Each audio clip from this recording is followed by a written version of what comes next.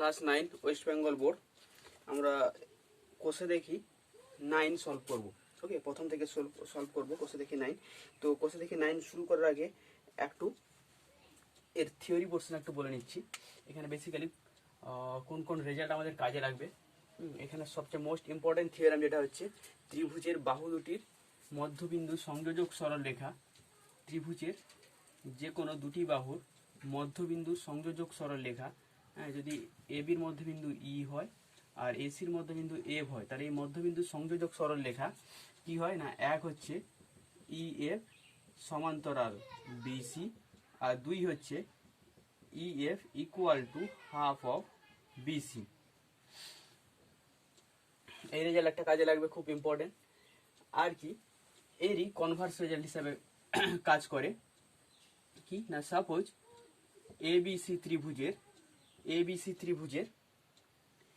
এ বির মধ্যবিন্দু ই, ই বিন্দু দিয়ে বিসির সমান্তরাল সরলরেখা অঙ্কন করলাম, যা এসি কে এফ বিন্দুতে ছেদ করে। তাহলে এখান থেকে কি বলতে পারি না, A F equal to F C, মানে বেসিক্যালি এফ এসির মধ্যবিন্দু, আর এটা বলতে পারি কি না, E F equal to half of BC. তো এই দুটো রেজাল্ট ঘুরিয়ে ফিরিয়ে আমরা বারবার ইউজ করব। ওকে, আচ্ছা, আর একটা রেজাল্টও মাথায় রাখো। সাপোজ এরকম একটা লাইন, এর উপর এরকম কিছু সমান্তরাল সরলরেখা রয়েছে, এটা সমান্তরাল সরলরেখা, তার মানে এটা একটা ভেদক। এটা যদি নাম দিয়ে দিই, এটার নাম দিলাম L1, এটার নাম দিলাম L2, এটার নাম দিলাম L3। এই L1, L2, L3 হচ্ছে তিনটি সমান্তরাল সরলরেখা, যার একটা ভেদক হচ্ছে কি না AB। এই পয়েন্টটাকে A দিচ্ছি, এই পয়েন্টটাকে B দিচ্ছি, একে C দিচ্ছি। এবার আর একটা ভেদক সাপোজ এইরকম, যেখানে A B C D E F। এই তিনটে সমান্তরাল সরলরেখা এই এ বি কে যে রেশিওতে ডিভাইড করবে, কেউ সেম রেশিওতে ডিভাইড করবে। তার মানে বেসিক্যালি যদি সিটা এ বির মধ্যবিন্দু হয়, মানে এসি ইকুয়াল টু বিসি হয়, আর L1, L2, L3 সমান্তরাল হয়, আর ডি এফ যদি আর একটা ভেদক হয়, তাহলে অবভিয়াসলি এটা কি ইমপ্লাই করবে না, D E equal to E F, মানে সি যদি এ বির মধ্যবিন্দু হয়, তাহলে ইও ডিএফ এর মধ্যবিন্দু হবে। তো এরকম কয়েকটা, বিশেষ করে এই দুটো রেজাল্ট সবচেয়ে বেশি কাজে লাগবে। এটাও কোথায় কোথায় কাজে লাগবে, এই ধরনের কিছু রেজাল্ট আমাদের কাজে লাগবে এই কোর্সে দেখি 19 সলভ করতে গেলে। তো একদম প্রথম থেকে আমরা সলভ শুরু করব। সবাই তোমরা তোমাদের যে গণিত প্রকাশক বইটা আছে, বইটা খুলে রাখবে, বইটার কোর্সে দেখি 9 পেজ খুলে রাখবে, কারণ এখানে কোশ্চেন টুকতে গেলে অনেকটা টাইম চলে যাবে, তাই কোশ্চেন টুকবো না, একদম সলভ করব। যেমন একের কোশ্চেন এক কি বলছে না, এবিসি ত্রিভুজের বিসি বাহুর মধ্যবিন্দু ডি। এরকম একটা এবিসি ত্রিভুজ রয়েছে, এবিসি ত্রিভুজের বিসি বাহুর মধ্যবিন্দু ডি, ডি দিয়ে সি এর সমান্তরাল এবং বি এর সমান্তরাল সরল রেখা অংশ B A O C A K E O F বিন্দুতে ছেদ করলো। ফার্স্ট সি এর সমান্তরাল সরল রেখা নিচ্ছি, সি এর সমান্তরাল সরল রেখা ডি বিন্দু দিয়ে টানলাম, যা একে এ বি কে ই বিন্দুতে ছেদ করলো। আবার ডি বিন্দু দিয়ে এ বির সমান্তরাল সরল রেখা অঙ্কন করলাম, যা এ সি কে বা সি এ কে এফ বিন্দুতে ছেদ করলো। প্রমাণ করতে হবে কি, আচ্ছা, এই যে যেটা মুখে বললাম, এমনি প্রয়োগ আর এমনি কোশ্চেনে প্রদত্তটা পুরো কোশ্চেন থেকেই টুকে লিখবে। এই যে যা বললাম, এবিসি ত্রিভুজের বিসি বাহুর মধ্যবিন্দু ডি বিন্দু দিয়ে সি এর সমান্তরাল সরল রেখা অঙ্কন করলাম, যা এবি কে ই বিন্দুতে ছেদ করলো। আবার ডি বিন্দু দিয়ে এ বির সমান্তরাল সরল রেখা অঙ্কন করলাম, যা এসি কে এফ বিন্দুতে ছেদ করলো। তারপর একদম লিখবে প্রমাণ করতে হবে যে, যেটা প্রমাণ করতে হবে কি বলেছে, প্রমাণ করতে হবে যে E F equal to half of BC, সেটা প্রমাণ করতে হবে। তো এই প্রদত্ত আর প্রমাণ করতে হবে যে একদম লিখবে, বইতে যা আছে প্রমাণ করতে হবে যে দিয়ে একদম প্রমাণ শুরু করবে। আচ্ছা এখানে একটু অঙ্কন লাগবে, তাই অঙ্কনটা লিখছি। অঙ্কন অঙ্কন কি বলছে না, ই এফ যুক্ত করলাম, ই এফ যুক্ত করলাম,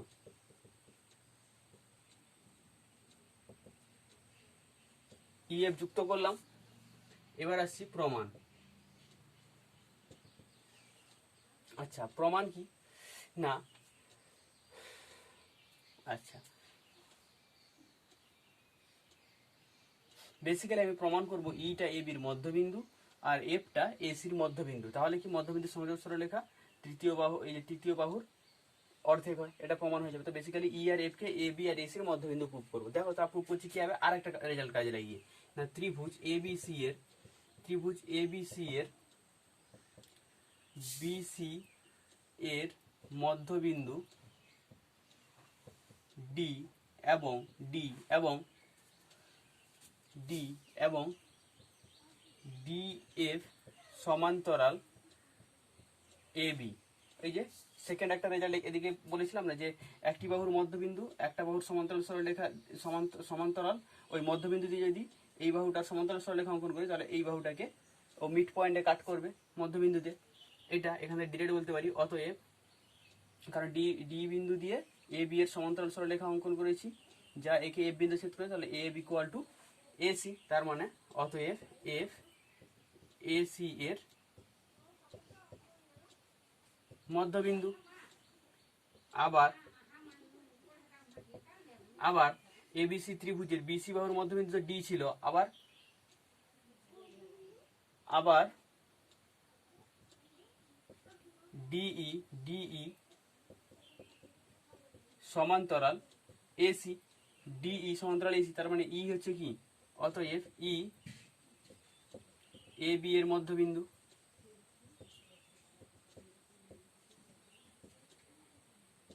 ই এ বি এর মধ্যবিন্দু। আর যেহেতু আমরা কি জানি যে মধ্যবিন্দু সংযোজক সরলরেখা তৃতীয় বাহুর সমান্তরাল ও অর্ধেক হয়। আবার ত্রিভুজ এবিসি এর এবিসি এর ই এফ এ বি ও এসি এর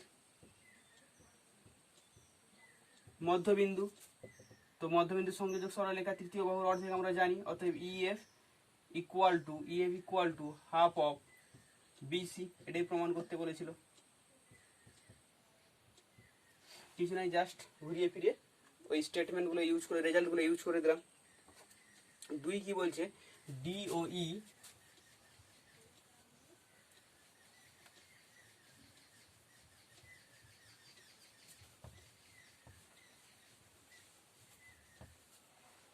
কি বলছে, ডি এবং ই বিন্দু দ্বয় যথাক্রমে এবিসি ত্রিভুজের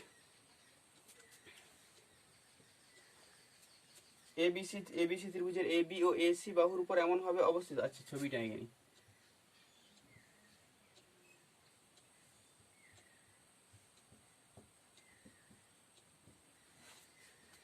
এবিসি ত্রিভুজ ডি আর ই এবিসি ত্রিভুজের এ বি ও এসির উপর এমন ভাবে অবস্থিত যে এডি ইকুয়াল টু 1/4 এবি।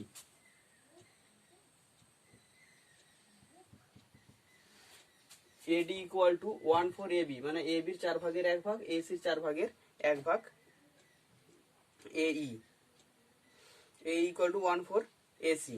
প্রমাণ করতে হবে ডিই সমান্তরাল, হ্যাঁ এই যে প্রমাণ করি যে, তার আগে পর্যন্ত পদত্বতে লিখবে, আর তারপর লিখবে প্রমাণ করি যে, যেটা লেখা আছে লিখবে প্রমাণ্য বা প্রমাণ করতে হবে যে দিয়ে লিখবে ডিই ডিই সমান্তরাল বিসি, ডিই সমান্তরাল বিসি এবং এবং DE equal to 1/4 BC, DE সমান্তরাল। আচ্ছা পদার্থতে আরেকটা বলবে, যেহেতু ডিই সমান্তরাল বিসি বলেছে, ডিই কে যুক্ত করলাম। এটা পদার্থতে একটা অ্যাড করে দিও, পদার্থতে ওকে, পদার্থতে অ্যাড করে নিও, ডিই যুক্ত করলাম। আচ্ছা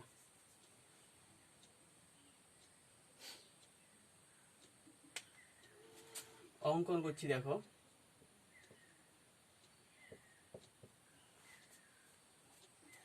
অঙ্কন করব। অঙ্কন কি করব না, অঙ্কন করব এ বি ও এ সি এর মধ্যবিন্দু নিয়ে নিব। ওকে, এ বি ও এ সি এর মধ্যবিন্দু নিয়ে নিব।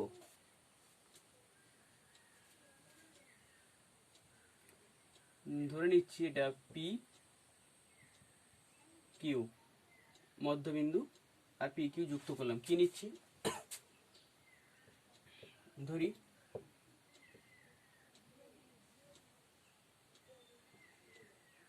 এপি ইকুয়াল টু বিপি, মানে মধ্যবিন্দুই ধরেছি basically, and A Q equal to QC এবং এবং পি কিউ যুক্ত করলাম। এবার আসছি প্রমাণ। ওকে, যেহেতু পি আর কিউ পি এ বির মধ্যবিন্দু, আর এ কিউ এ সির মধ্যবিন্দু, তাহলে কি লিখতে পারি না, যেহেতু এপি ইকুয়াল টু পিবি, তাহলে কি পাবো, এপি ইকুয়াল টু পিবি, তার মানে AP equal to half of BC, AP equal to half of BC.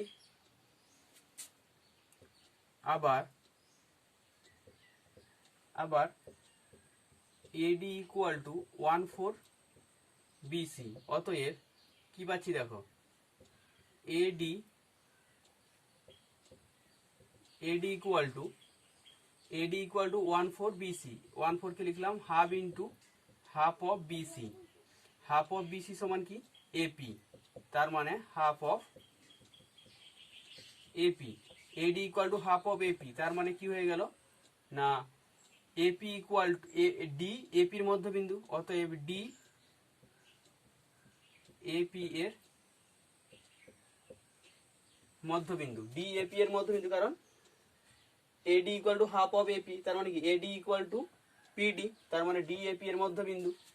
একই রকম ভাবে এদিকেও যেহেতু A Q equal to QC, অতএব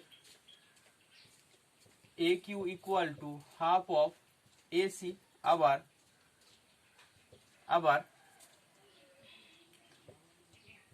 এ ইকুয়াল টু 1/4 এসি। অতএব এ ইকুয়াল টু, একেও তো একই রকম লিখছি, half into half of AC. Half of AC সমান কি, এ কিউ, তার মানে half of A Q. A equal to half of A Q, তার মানে এ ইকুয়াল টু ইসি। তার মানে বেসিক্যালি এ কিউ এর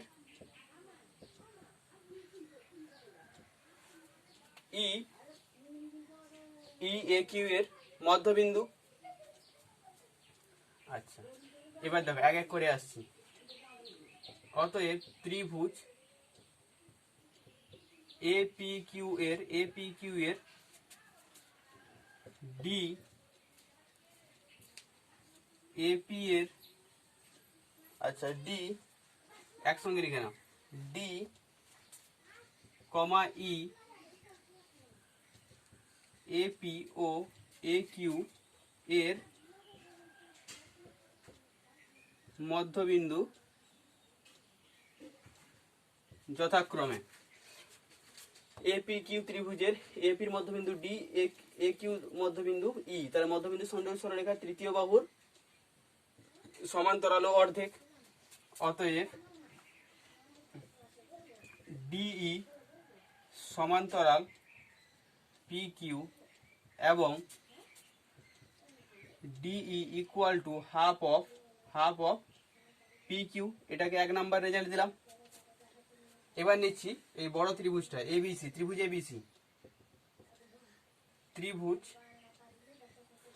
এবিসি এরও কি পাচ্ছি দেখো, কি আমি ধরে নিয়েছি, কি ত্রিভুজ এবিসি এর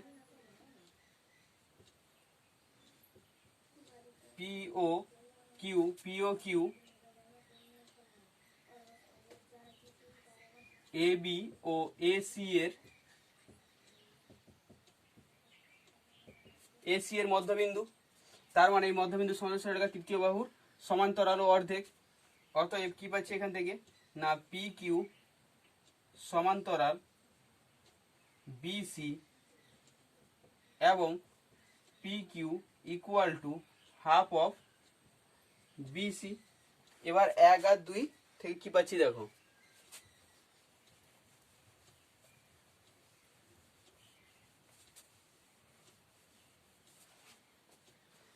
আচ্ছা 1 এবং 2 থেকে একে কি বলছে ডিই সমান্তরাল পি কিউ সমান্তরাল বিসি, তার মানে বেসিক্যালি ডিই সমান্তরাল বিসি, ডিই সমান্তরাল বিসি এবং কারণ ডিই সমান্তরাল পি কিউ আর পি কিউ সমান্তরাল বিসি, তার মানে ডিই সমান্তরাল বিসি।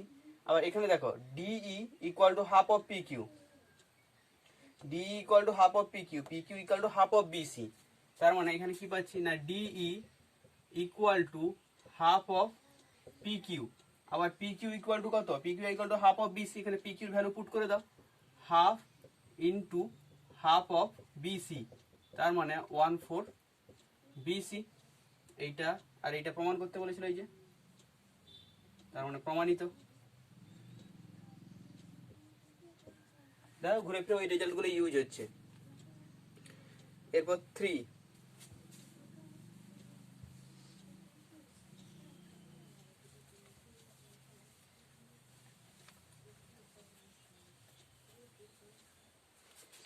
কি বলছে না এক্স জেড যথাক্রমে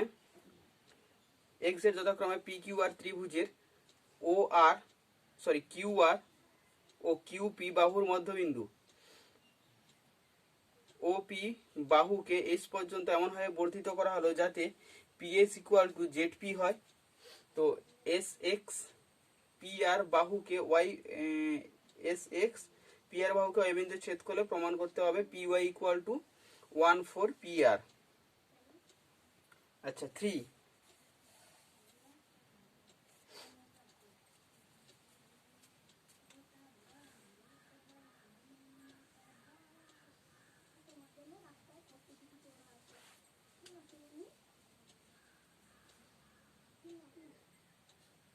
পি কিউ আর কিউপি, এখানে কি কিউ রেখে দিচ্ছি,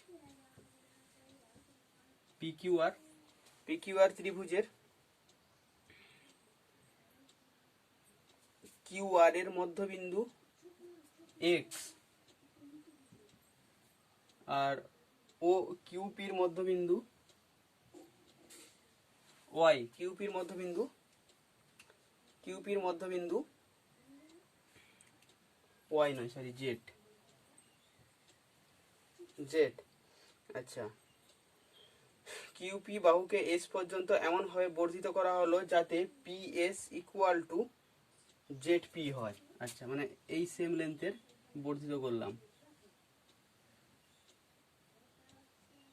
পি এস, যেখানে এটা ইকুয়াল টু এটা, P S equal to Z P. আচ্ছা এস এক্স পি আর কে ওয়াই বিন্দুতে ছেদ করে। আচ্ছা এস এক্স কে জয়েন করে দাও, যেটা পি আর কে ওয়াই বিন্দুতে ছেদ করে।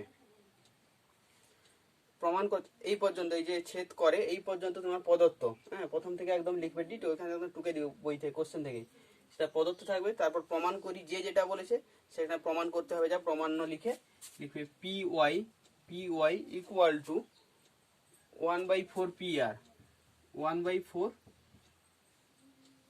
P R, P Y equal to 1/4 P আর।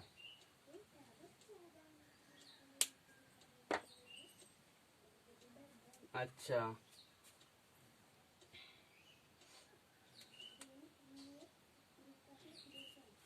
অঙ্কন করবো একটু, হ্যাঁ অঙ্কন লাগবে। অঙ্কন কি করছি না জেড এক্স কে জয়েন করে দিচ্ছি, এক্স জেড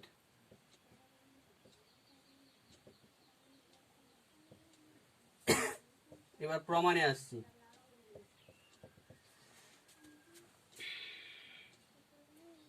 আচ্ছা, ওই রেজাল্টগুলোই কাজে লাগাবো ঘুরিয়ে ফিরিয়ে। এক্স পি কিউর মধ্যবিন্দু, জেড পি এক্স আর কিউর মধ্যবিন্দু, জেড পি কিউর মধ্যবিন্দু। তাহলে এই মধ্যবিন্দুর সংযোজক সরলরেখা পি আর এর সমান্তরাল হবে এবং পি আর এর হাফ হবে। তো ওটাই লিখে নিচ্ছি আগে।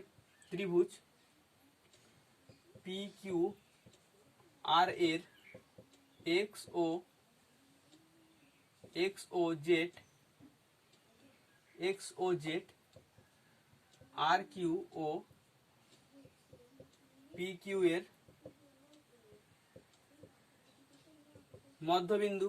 অতএব কি হবে না এক্স জেড সমান্তরাল পি আর এবং X Z equal to half of P R. X Z equal to half of P R, এটা থাকলো। X Z equal to half of P R 1 দিলাম। আচ্ছা, এবার দেখো এখানে কি বলেছে, Z P equal to S P. যেহেতু Z P equal to S P, অতএব পি জেড এস এর মধ্যবিন্দু, পি জেড এস এর মধ্যবিন্দু।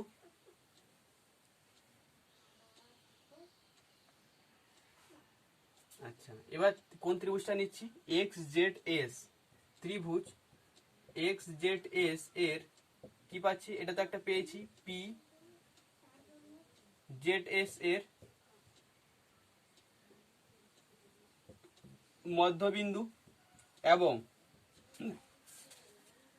পি জেড এস এর মধ্যবিন্দু। এবং এখানে আমরা একটা প্রুফ দিয়েছি কি না, এক্স জেড সমান্তরাল পি আর, তার মানে এক্স জেড সমান্তরাল পি ওয়াই। এক্স জেড সমান্তরাল পি ওয়াই। তাহলে এই এক্স জেড এস ত্রিভুজের জেড এস বাহুর মধ্যবিন্দু পি এবং পি বিন্দু দিয়ে এক্স জেড এর সমান্তরাল সরলরেখা অঙ্কন করেছি, যা এক্স এস কে ওয়াই বিন্দুতে ছেদ করেছে। তার মানে কি, ওয়াইটা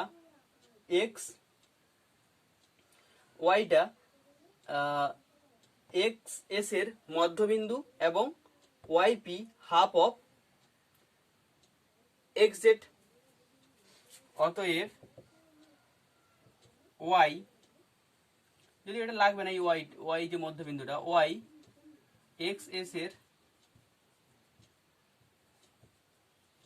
মধ্যবিন্দু এবং এটা কাজে লাগবে, এবং পি ওয়াই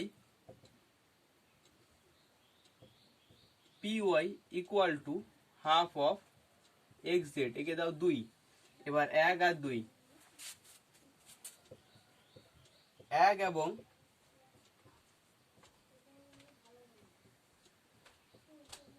2 থেকে পাই কি পাচ্ছি না, P Y equal to half of X Z. আবার এক্স জেড ইকুয়াল টু কি পাচ্ছি, হাফ অফ পি আর। তার মানে কি লিখতে পারি, হাফ অফ পি আর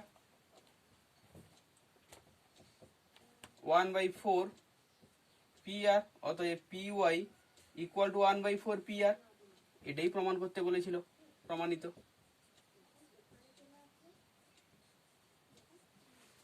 ওকে, এই গেল 3 ম্যাথ। এবার আসছি 4।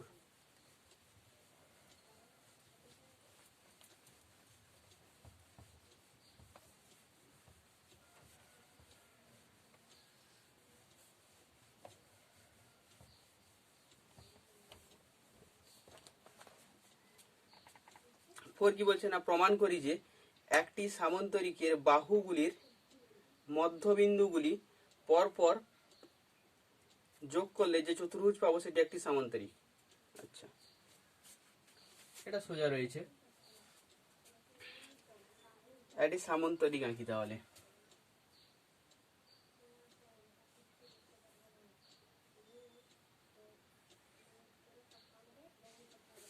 সামান্তরিক নিলাম এ বি সি ডি সামান্তরিক, এদের মধ্যবিন্দু হচ্ছে ই এফ জি এইচ।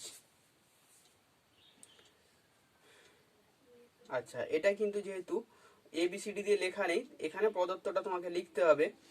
মুখে বলে দিচ্ছি, ওটা লিখবে। প্রদত্ততে কি লিখবে না, এ বি সি ডি একটি সামান্তরিক যার A B B C CD O AD বাহুর মধ্যবিন্দু ই কমা এফ কমা জি ও এইচ যথাক্রমে। ওকে, এবং E F F G H G আর এফ ই যুক্ত করলাম, এটা পদত্ততে লিখে নিবে।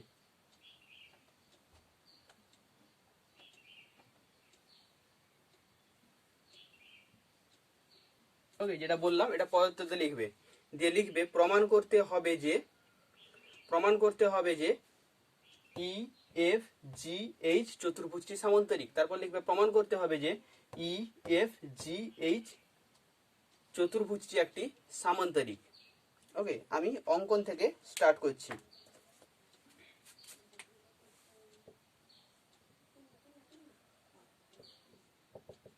তাহলে যদি মনে হয় তাড়াতাড়ি বলে দিয়েছি প্রদত্ত আর প্রমাণ করতে হবে যে, তাহলে ভিডিওটা একটু ব্যাক করে আবার দেখে নাও। আচ্ছা, অঙ্কন কি করছি না,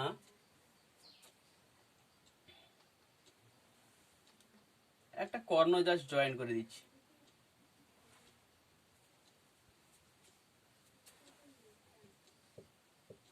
এসি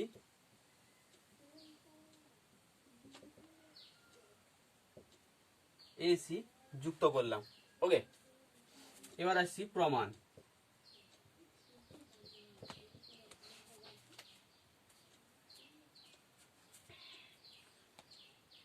এবার দেখো, আমি একবার নিচ্ছি ত্রিভুজ এবিসি, ত্রিভুজ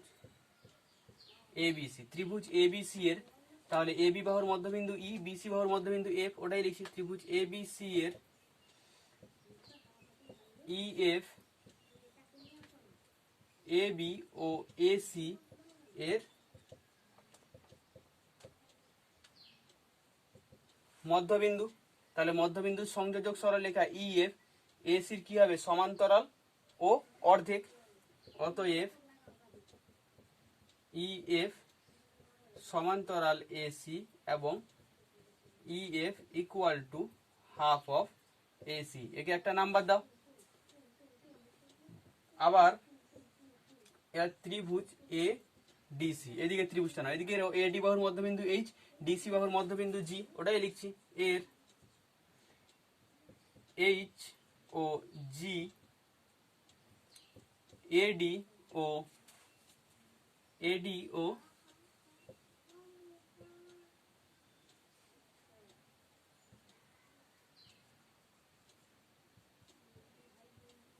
এডি ও ডিসি এর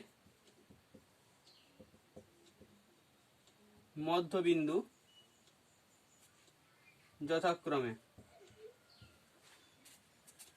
তাহলে এখানে কি পাবো না, এইচ জি সমান্তরাল এসি এবং H G equal to half of AC, 2 number. এবার 1 আর 2 কম্পেয়ার করো, 1 এবং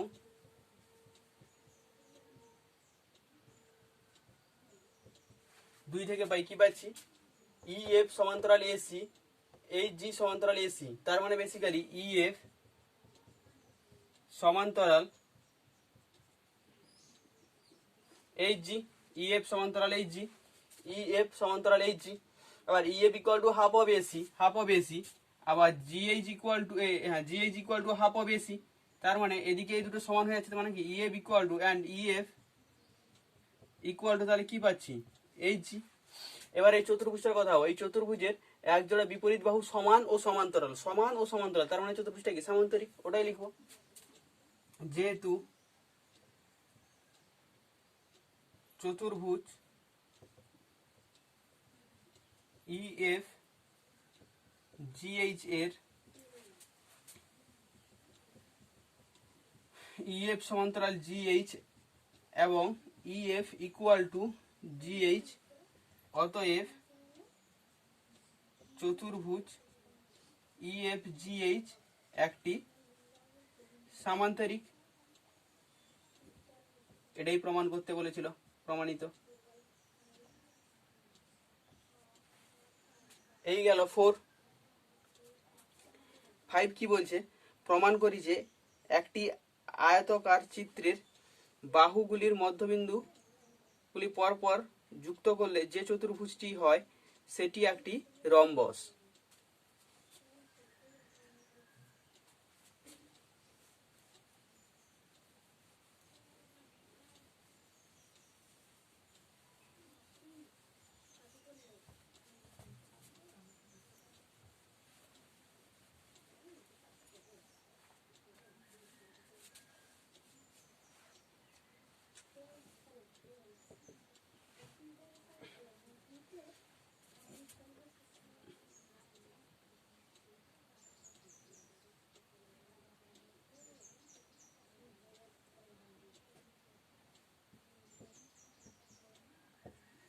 ABCD আয়তক্ষেত্র, যার AB বাহুর মধ্যবিন্দু E,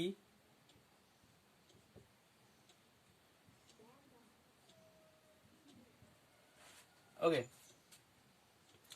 AB বাহুর মধ্যবিন্দু E, BC বাহুর মধ্যবিন্দু F, DC বাহুর মধ্যবিন্দু G, আর AD বাহুর মধ্যবিন্দু H।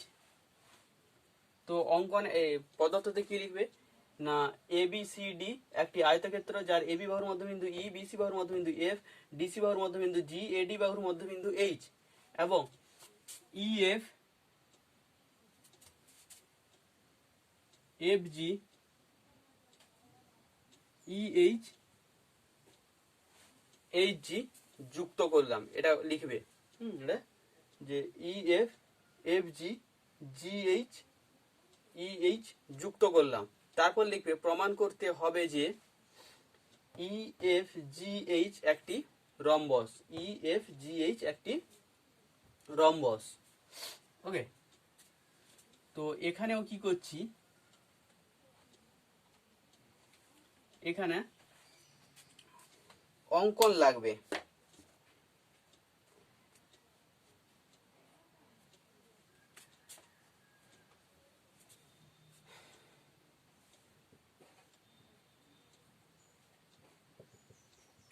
অঙ্কনে কি করছি না, AC যুক্ত করে দিচ্ছি, একই রকম ভাবে BD যুক্ত করছি, দুটো কর্ণেই যুক্ত করে দিচ্ছি।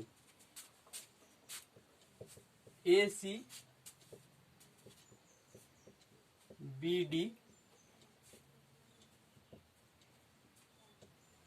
AC BD যুক্ত করলাম।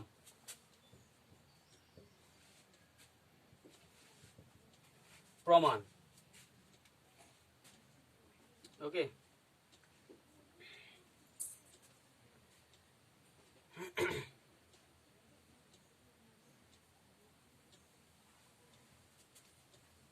ওই একটা ত্রিভুজ নি, ত্রিভুজ ABC, ত্রিভুজ ABC এর EF এর মধ্যবিন্দু লিখছি E ও F, AB ও BC আগের মতো BC এর মধ্যবিন্দু যথাক্রমে,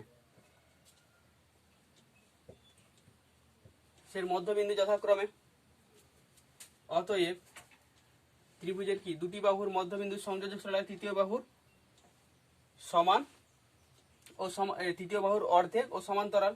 তার মানে কি পাচ্ছি, EF সমান্তরাল AC এবং EF equal to half of AC। একে 1 নাম্বার দিলাম। আবার অনুরূপভাবে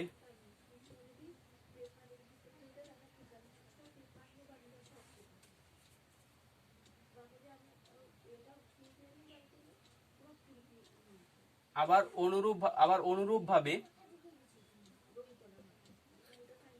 ত্রিভুজ এ ডিসি, আবার অনুরূপভাবে ত্রিভুজ এ ডিসি থেকে কি বলতে পারি, একই রকম ভাবে। তো অনুরূপভাবে তাই করে নিচ্ছি, কি পাবো না এইচ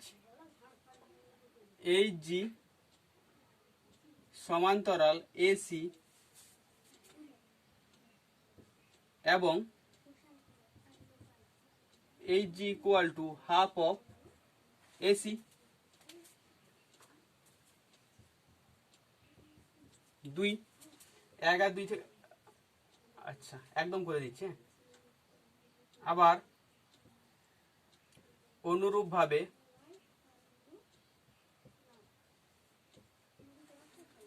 ত্রিভুজ এ বিডি ক্ষেত্রে কি পাবো, ত্রিভুজ এ বিডি থেকে কি পাবো না ইএইচ সমান্তরাল বিডি এবং EH equal to half of,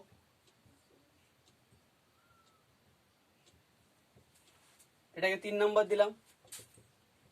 অনুরূপভাবে ত্রিভুজ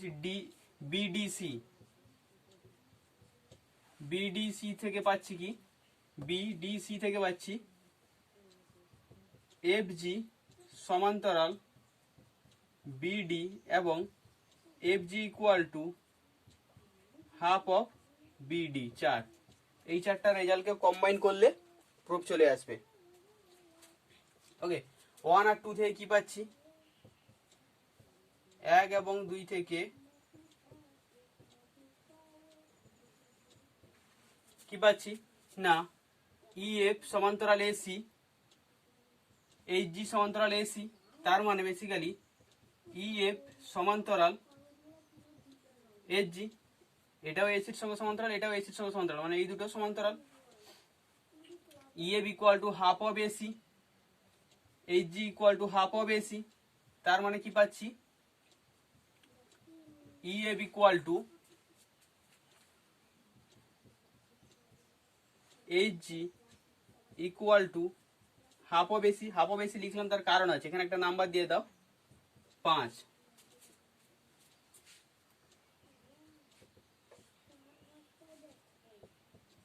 3 আর 4 থেকে পাই, 3 4 থেকে কি পাচ্ছি ইএইচ সমান্তরাল বিডি, এফ জি সমান্তরাল বিডি, এ দুটো ইকুয়াল হয়ে যাচ্ছে, তার মানে ইএইচ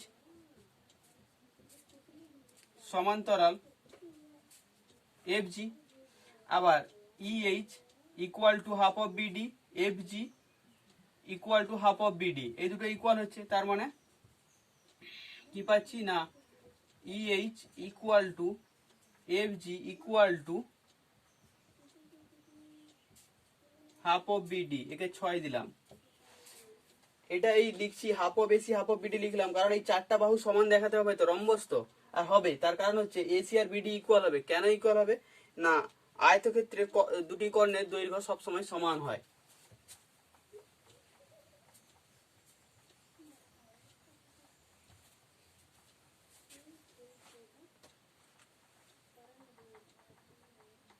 যেহেতু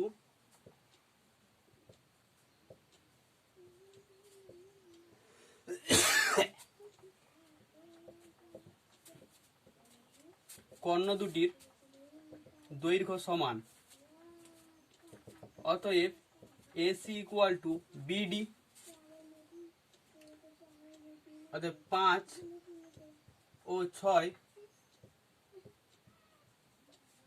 থেকে পাই কি পাচ্ছি না ইএফ সমান্তরাল এইচ জি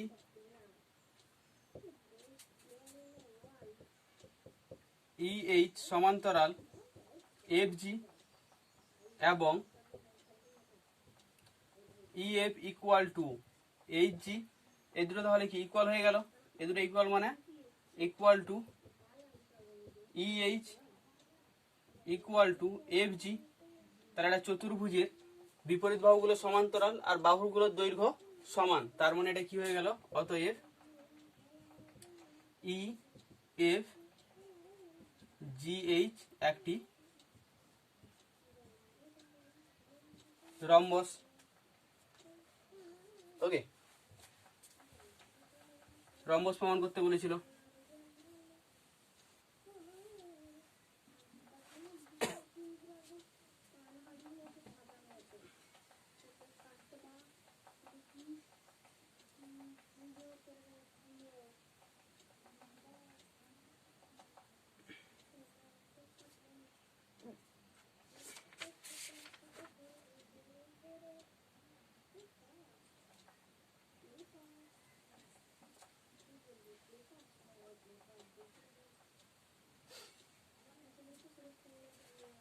ওকে, এই গেল 5।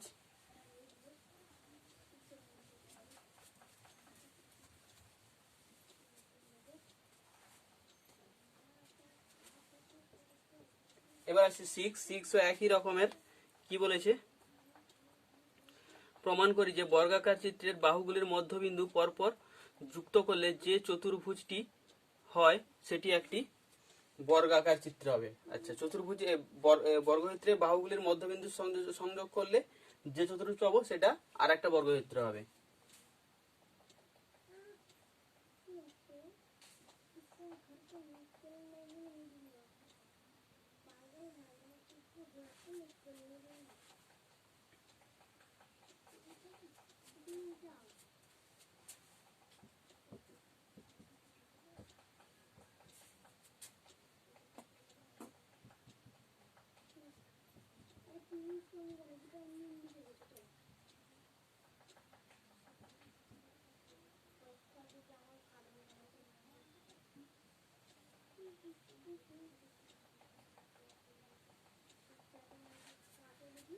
ওকে, এখানেও পদার্থ কি লিখবে বলে দিচ্ছি, এভাবেই লিখবে। এ বি সি ডি একটি বর্গক্ষেত্র যার E comma F comma G comma H A B BC DC ও এডি বাহুর মধ্যবিন্দু যথাক্রমে E F F G G H H E যুক্ত করলাম। তারপর লিখবে প্রমাণ করতে হবে যে ই এফ জি এইচ একটি বর্গক্ষেত্র। ওকে, আমি অঙ্কন থেকেই করছি।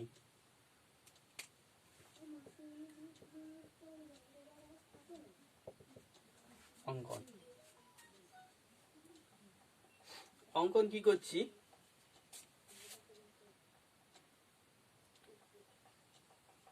বিডি বিডি আর এসি যুক্ত করে দিচ্ছি।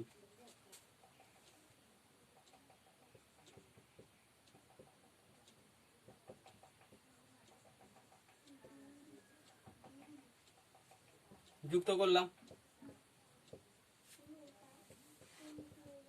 প্রমাণ ওই একই রকম ভাবে একদম প্রমাণ আসবো, লাস্টে একটু এক্সট্রা পোর্শন আসবে, যেহেতু এটা বর্গক্ষেত্র প্রমাণ করতে হবে প্রতিটা কোণ 90 ডিগ্রি দেখাতে হবে। না হয় যেরকম রম্বস প্রমাণ করেছিলাম ভিতরের ফিগারটা, তো এরকম রম্বসের মতো প্রমাণ করব। তারপর রম্বসের উপর কি, রম্বসের উপর একটা কন্ডিশন চাপিয়ে দিলেই তো বর্গক্ষেত্র হয়ে যায়, যে প্রতিটা কোণ 90 ডিগ্রি, এটাই প্রমাণ করলেই রম্বসটাই বর্গক্ষেত্র হয়ে যায়।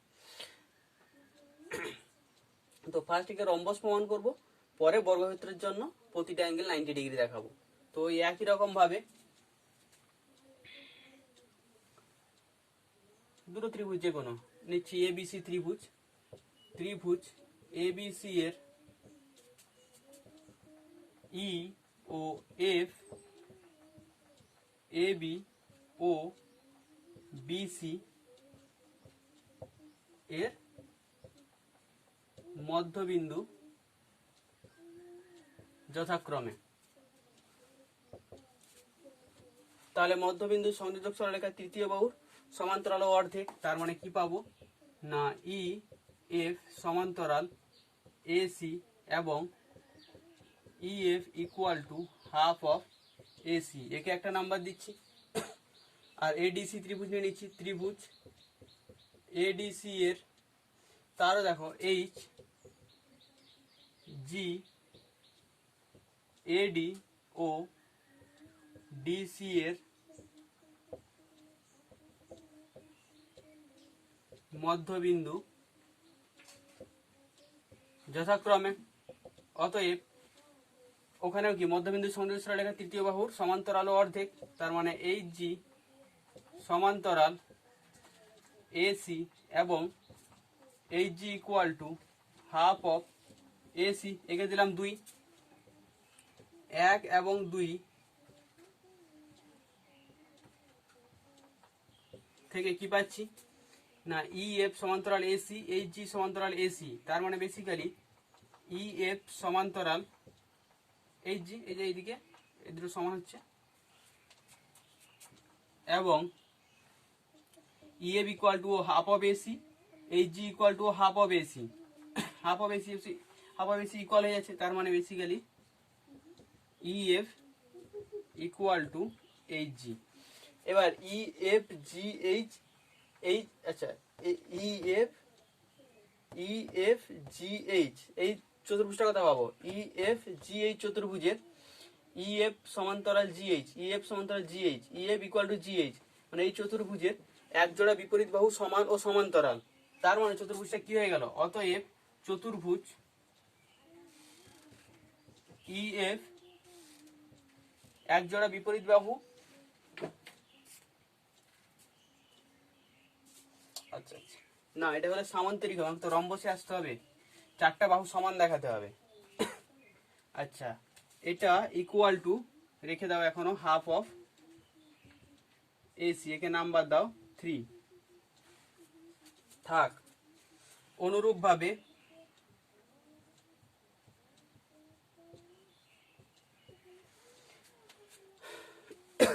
যেমন এই দুটো ত্রিভুজ, এই এ বি সি ত্রিভুজ আর এ সি ডি ত্রিভুজ থেকে এই রেজাল্টটা পেয়েছি, ই এফ সমান্তরাল জিএইচ ও E F equal to GH equal to half of AC. একই রকম ভাবে সিমিলারলি অনুরূপভাবে এ বি ডি ত্রিভুজ আর বি সি ডি ত্রিভুজ থেকে আমরা কি পেতে পারি না ই এইচ সমান্তরাল জিএফ এবং E F equal two GF equal to half of BD. ওটাই লিখছি, ডিরেক্ট লিখতে পারো অনুরূপভাবে, কোনো ভুল হবে না, শুধু বুঝতে পারলেই হলো।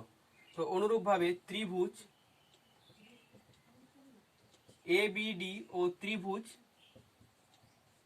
বিডিসি থেকে পাই কি পাবো না ই এইচ সমান্তরাল এফ জি, ই এইচ সমান্তরাল এফ জি এবং E F equal to F G equal to half of BD, একে দিলাম 4। এবার সেই একই রকম যেমন আয়তক্ষেত্রের কর্ণ দুটো পরস্পর দৈর্ঘ্য সমান হয়, বর্গক্ষেত্রেও কর্ণ দুটো দৈর্ঘ্য সমান হয়, কিন্তু বর্গক্ষেত্রে আরো কিছু আছে যে বর্গক্ষেত্রে কর্ণ দুটো পরস্পরকে সমকোণে সমদ্বিখণ্ডিত করে।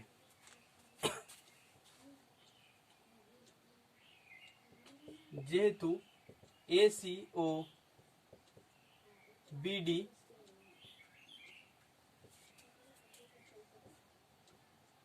এবিসিডি বর্গক্ষেত্রের কর্ণ, অতএব কি কি পাচ্ছি দেখো, এক তো হচ্ছে এসি ইকুয়াল টু বিডি, সঙ্গে সঙ্গে কি হচ্ছে আর একটা জিনিস কি পাই না এসি লম্ব বিডি, এসি লম্ব বিডি। এটা এখানে লিখে রাখলাম, তার কারণ এটা কাজে লাগাবো একটু পর। আচ্ছা তার মানে 3 আর 3 আর 4 থেকে কি পাচ্ছি, 3টা মুছে দিয়েছি, দেখো 3 তে কি ছিল না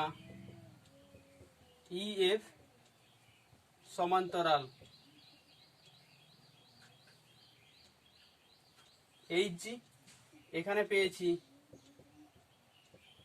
ই এইচ সমান্তরাল এফ জি, আর এখানে একটা পেয়েছিলাম কি না ই এফ সমান এইচ জি ইকুয়াল টু কি ছিল এখানে হাফ অফ এসি, যেহেতু AC equal to BD, AC equal to BD, তার মানে EF equal to H G equal two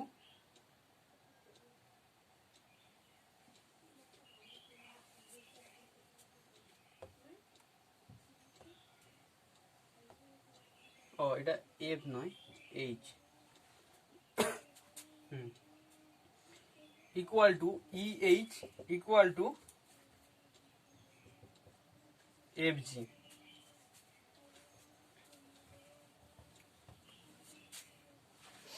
এবার দেখো ইএফ জিএইচ চতুর্ভুজের ইএফ জিএইচ চতুর্ভুজের বিপরীত বাহুগুলো সমান্তরাল আর চারটা বাহুরই দৈর্ঘ্য সমান, তার মানে কি হয়ে গেল চতুর্ভুজ ইএফ জিএইচ একটি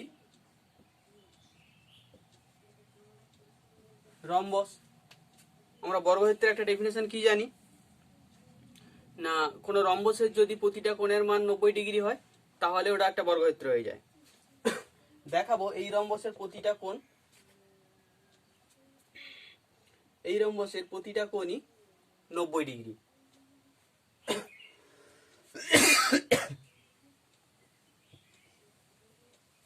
আচ্ছা কিভাবে দেখাচ্ছি দেখো, যেহেতু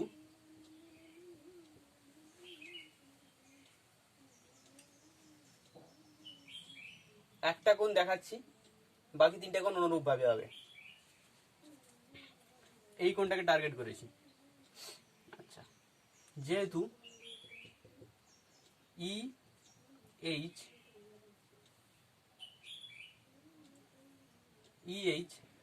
সমান্তরাল বিডি, ইএইচ সমান্তরাল বিডি এবং ইএফ সমান্তরাল এসি, ইএইচ সমান্তরাল বিডি, তার মানে বিডির উপর যে এসি লম্ব সেটা ইএইচ এর উপর লম্ব, আবার সেটা ইএইচ এর মানে এসি ইএইচ এর উপর লম্ব, আবার এসি যেহেতু ইএইচ এর সমান্তরাল তার মানে এই ইএফ এর সমান্তরাল, তার মানে কি বলতে পারি ইএফ ইএইচ এর উপরও লম্ব। দেখে নাও লিখছি দিয়ে আরেকবার বলে দিচ্ছি, ওকে। এবং এসি লম্ব বিডি,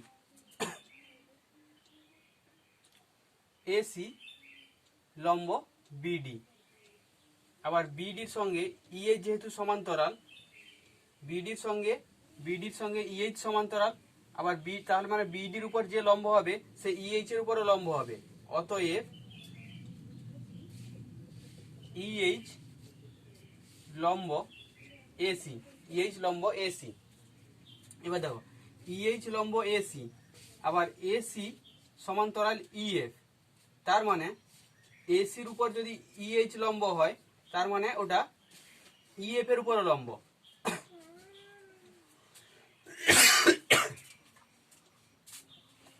যেহেতু এটাই লিখে দিচ্ছি আরেকবার না হয়, ইএফ সমান্তরাল এসি এবং ইএইচ সমান্তরাল লম্ব এসি, অতএব এ দুটো থেকে কি পাবো না ইএফ সমান্তরাল এসি ইএইচ লম্ব এসি, তাহলে এসির যেহেতু সমান্তরাল ইএফ তার মানে ইএইচ এসির উপর লম্ব হলে ওটা ইএফ এর উপর লম্ব হবে, অতএব ইএইচ লম্ব ইএফ, ইএইচ লম্ব ইএফ। তাহলে কি পেলাম ইএইচ লম্ব ইএফ, তার মানে এই কোণটার মান কত 90 ডিগ্রি, অতএব কোণ H E F equal to 90 degree. আমরা অনুরূপভাবে